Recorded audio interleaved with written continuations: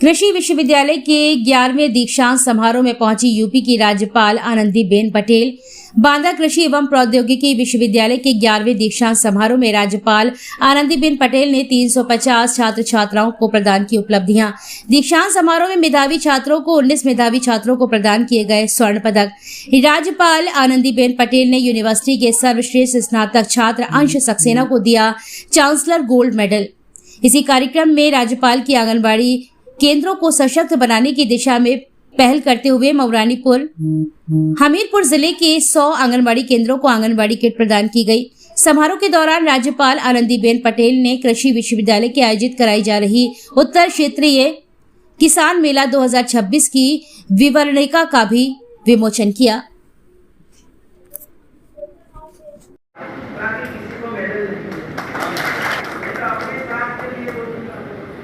अपने लिए तो अपनी माता के लिए तो 2-3 साल के बाद बच्चे होंगे तो वो जरा सशक्त रहे, इसके लिए कुछ करो। पिता की उम्र हो गई है तो उनको भी ऐसा कुछ अच्छा खिलाएंगे तो स्वास्थ्य अच्छा रहेगा।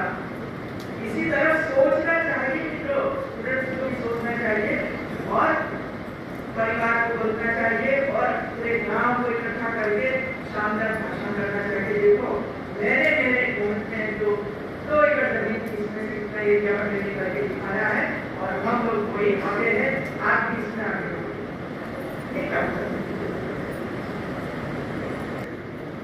ये काम करे तो कुलपति को बताएंगे, आपके अध्यापक को बताएंगे और मैं रिक्वेस्ट करती हूँ जो हमारे 2 स्टूडेंट में काम शुरू करता है तो कुलपति स्वयं कहा जाए, प्रोत्साहित करें गाँव को।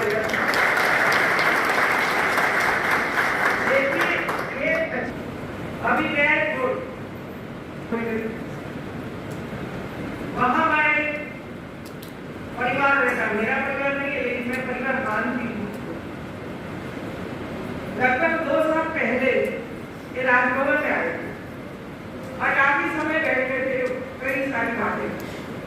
वो एक आदमी भी आए थे, उनको दीर्घायु चाहिए, किसको मिलना चाहिए, कहाँ मिलते मुझे बता दें, आप मुझे मदद करें।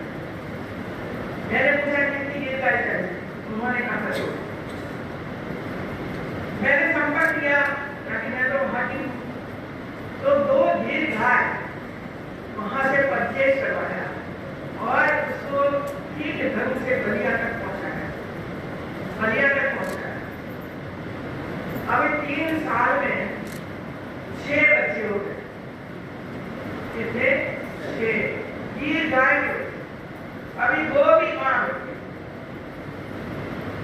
उसका खाद बनाने लगे थे लोग और खाद इसमें वे लोगों ने बनाया।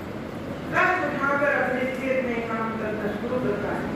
आसपास के किसान देखते, उनको भी मन में होता है कि भाई वो कर सकता है तो हम भी कर सकते हैं। इतने लोग करते और नींबू की वगैरह की खेती करने लगे तो ये प्रचार प्रसार का साथी होता है। 3 लाख से अधिक फल एवं सब्जियों के पौधे किसानों को उपलब्ध कराए गए। इसी के साथ मौसम वेधशाला द्वारा किसानों को दी जा रही है नियमित मौसम आधारित सलाह, उनकी खेती को वैज्ञानिक दिशा प्रदान कर रही है। पौधा कितने आपने बांटे तो बराबर है, लेकिन कितने ने लगाए और कितना पौधा सभी लगा, ये इम्पोर्टेंट है। ये क्या बराबर है कि नहीं? इंसान क्या करें, पौधा तो दोगे आप, लेकिन सदी भी कितने रहे। विशेष रूप से उल्लेखनीय है कि बुंदेलखंड क्षेत्र में गौ आधारित जैविक जैविक उत्पाद परीक्षण प्रयोगशाला की स्थापना की। मुझे खुशी हुई कि बेटी को मैंने पूछा कि आपने क्या विशेष पर सीखा, तो उसने मुझे कहा जैविक उत्पाद बहुत अच्छा। आज समय है जैविक उत्पाद, ताकि हमें तो फर्टिलाइजर है ना उसको कम करना है, पूरा खत्म करना है।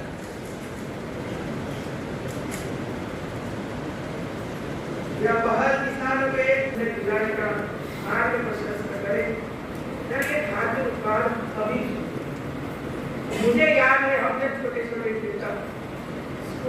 पढ़ते थे कक्षा 1, 2, 5, 6, 7, तब अर्ली मॉर्निंग 5 बजे हम उठते और सुबह का गोबर उठाकर 3 बड़े-बड़े खड्डे हमारे घर के, एक खड्डा भरते थे हम, वो भर जाता था फिर दूसरा करते, वो भर जाता था फिर तीसरा करते, और 1 साल लगातार इसमें पानी भी हम डालते थे, पराली भी इस पे डालते थे और इतना सुंदर खाद बनता था। और जब वैकेशन में कॉलेज में पढ़ते थे तब वैकेशन में घर पर जाते थे, मई वैकेशन में अप्रैल महीने में, तब उसको उठाकर सेब पर ले जाकर खेतों में डालते थे और हम सेब करते। ये मुझे अब धीरे-धीरे करके हम सब भूल गए, ये सब भूल गए और बाजार तो आने लगे, उत्पादन बढ़ा, किसानों को लगा अरे एक खाद को छोड़ो, अभी एक फर्टिलाइजर का उपयोग करो, तुरंत होता है, लेकिन मिट्टी की स्थिति क्या हुई और आज हमारा पेट की दुर्दशा क्या है। और इसी वजह से हमें समझना भी पड़ेगा कि उत्पादन मानव में कम हुआ, लेकिन बीमारियां कितनी कम हो जाएगी, ये सोचिए, बीमारियां कितनी कम हो जाएगी, कितने पैसे आपके बच जाएंगे। हर परिवार के हर सदस्य के पीछे भारत सरकार और राज्य सरकार साल भर में 7,000 रुपया खर्च करती है, 7,000। अब 5 लोग घर में है और 5 की गिनती करो तो 35,000 रुपया हर साल हमें दवाई में चला जाता है, डॉक्टर को देना पड़ता है, क्योंकि हम खाद के द्वारा कोई उत्पादन ही नहीं करते, न सब्जी उगाते, न गेहूं में डालते, न बाजरा में करते, न ज्वार में करते हैं, न जौ में करते हैं, न प्लेट में करते, तो वो दुर्दशा होगी। और दूसरी ओर ये नहीं करते, लेकिन हमारी जनता को बचाना तो पड़ेगा। और इसी वजह से प्रधानमंत्री जी ने आयुष्मान भारत योजना डिक्लेयर कर, चलो भाई 5 लाख रुपया ले जाओ और आपके जरा स्वास्थ्य परीक्षण करके बीमारी में से बाहर निकलो। बीमारी में से बाहर है वो रास्ता हमने छोड़ दिया और जो बीमार रास्ता है वो बीमार रास्ता हम लोगों ने पकड़ा। अभी ये बीमार में से जनता को बाहर निकालने के लिए भारत सरकार करोड़ों अरब रुपया का खर्च कर रही है। हर डिस्ट्रिक्ट में मेडिकल कॉलेज बना रही है, हर डिस्ट्रिक्ट में हॉस्पिटल बना रही है, पीएससी सेंटर खोल रही है। ये नहीं दशा है भाई, लेकिन हम समझते नहीं है कि हमें ऑर्गेनिक खेती की ओर जाना पड़ेगा, खाद का उपयोग करना पड़ेगा, खाद बनाना पड़ेगा। और ऐसे हमारे मास्टर हैं जो लोग समझते थे, हमें सिखाते हैं, तो कम से कम मेरी अपील तो आपको इतना ही कि आपके परिवार के लिए तो करो। ये सब कहते हैं आपके घर में पिताजी के नाम 1 एकड़ जमीन है, 2 एकड़ जमीन है और साल भर आपको इतना गेहूं चाहिए तो इतना तो दो, खाद का उपयोग करके। सब्जी इतनी चाहिए तो वो सब्जी इतनी उगाओ और खाओ, परिवार को बचाने का काम तो करो, लेकिन अपने के लिए भी नहीं करते। यही दुर्दशा है। और सब साल पूरा हो जाएगा, ये तो 25-26 का है, 25-26 की डिक्लेयर दी हुई, 5 साल के लिए डिक्लेयर किया और 24,000 करोड़ है इसमें, सामान्य 100-200 करोड़ का नहीं है, 24,000 करोड़ की ये योजना है और किसानों के लिए योजना है और हमें ये योजना का पता नहीं है। ऐसा तो होना ही नहीं चाहिए।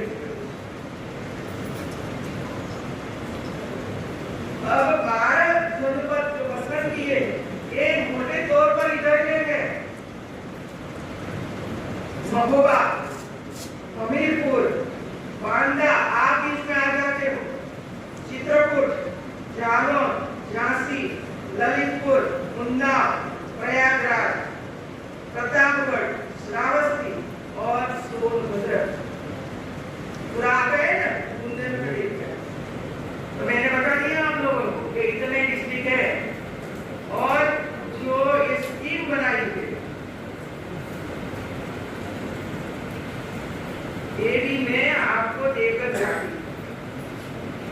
ये स्कीम है, पूरी पढ़ो।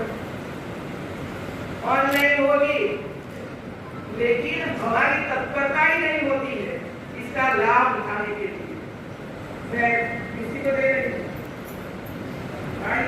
पढ़िए इसको, पढ़ाइए सब लोगों को, और इसकी चर्चा करिए सभी स्टूडेंट के साथ, और सभी अध्यापक इसके साथ बैठे, और ये जो योजना है, योजना की पूरी डिटेल जानिए, और इसके आधार पर आप अपना प्रोजेक्ट तैयार करें। कृषि उत्पादन अपेक्षाकृत कम है, सिंचाई और तकनीकी संसाधनों की कमी है, और किसान आर्थिक रूप से कमजोर है। योजना के तहत किसानों को आधुनिक कृषि तकनीकों की जानकारी, उन्नत बीज, जैविक खाद, सिंचाई सुविधाएं और कृषि यंत्रों पर सब्सिडी प्रदान की जाएगी। किसानों को फसल बीमा, मिट्टी परीक्षण और विपणन सुविधाएं भी दी जाएगी।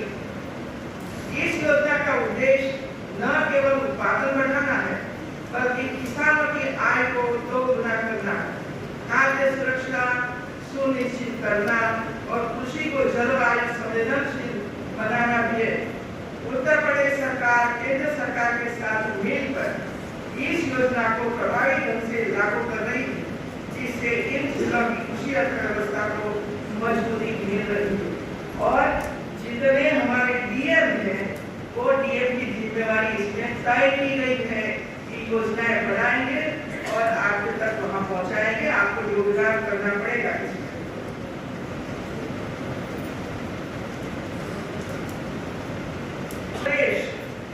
ये किसानों हेतु एक सुनहरा अवसर है, जो न केवल उनकी आमदनी बढ़ाने में सहायक होगी, बल्कि ग्रामीण अर्थव्यवस्था को भी सुदृढ़ करेगी। हमारे यहाँ संकाय अध्यक्ष प्रतिनिधियां बैठे हैं पहली लाइन में। आप भी प्रयास करिए, पूछिए अंदर जाकर इसी मेंबर्स को कि भाई इसमें आपने क्या किया, बताओ हमें कौन सी योजना बनी। आप ही सक्रिय नहीं, इसी वजह से आप लोगों को नियुक्त किया जाता है। यह योजना भारतीय कृषि को आत्मनिर्भर कृषि अर्थव्यवस्था की दिशा में अग्रसर करेगी। वास्तव में जब किसान सशक्त होगा तो देश की अर्थव्यवस्था स्वाभाविक रूप से सुदृढ़ होगी। यह योजना किसानों को पारंपरिक खेती के आगे बढ़कर नवाचार, वैज्ञानिक दृष्टिकोण और तकनीकी संसाधनों से जोड़ने का मार्ग सशक्त करेगी।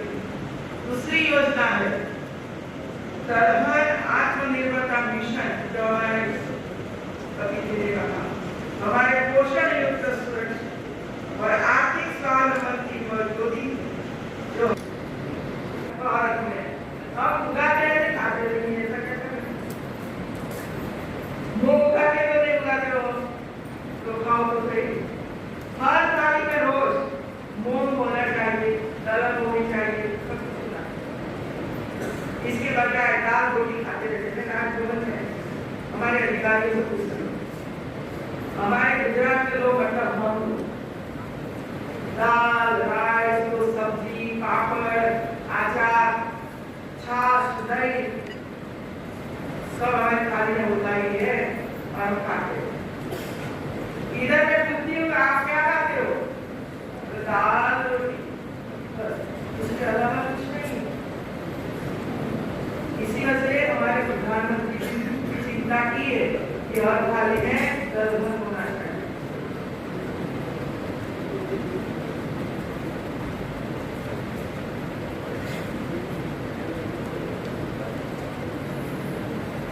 जो हर थाली में प्रोटीन का अधिकार सुनिश्चित करती है। यह मिशन भारत के आयातक से निर्यातक बनने की दिशा में, आयात निर्यात की दिशा में ऐतिहासिक परिवर्तन का आधार है। हम निर्यात भी कर सकते हैं, आयात भी कर सकते हैं और खाने का काम कर सकते हैं। ये दोनों योजनाएं भारत को उस दिशा में ले जा रहे हैं जहां हर किसान आत्मनिर्भर हो, हर ग्राम आत्मगौरव से भरा हो और हर थाली में देश की धरती का प्रसाद हो। मुझे अवगत कराया गया है कि विश्वविद्यालय आगामी सत्र से पशु चिकित्सा पाठ्यक्रम प्रारंभ करने पशुधन कृषि की आत्मा